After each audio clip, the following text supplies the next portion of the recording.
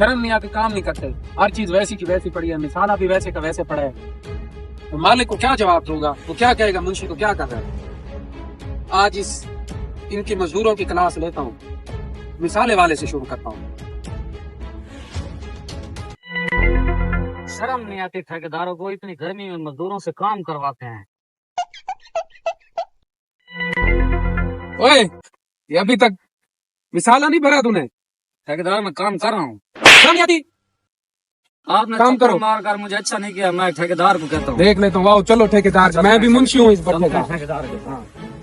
आज मैं ठेकेदार को कहता हूँ। देख लेता हूँ, ठेकेदार को भी देखता हूँ, तुम्हें भी देख लूंगा, सबको देख लूंगा। चलो देखूंगा देखूंगा, चलो देख लेते हैं। देखूंगा।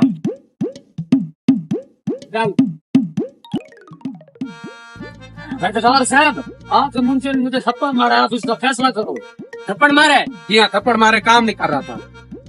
थप्पड़ के बदले थप्पड़ बनना 50, मुझे दो 50 उसे दो, जुर्माना है तुम पे। बड़ा फैसला किया, ये लो 50 तुम रख लो, 50 इसे दे दो। कैसा फैसला किया? मेरा 50 तुम आपको।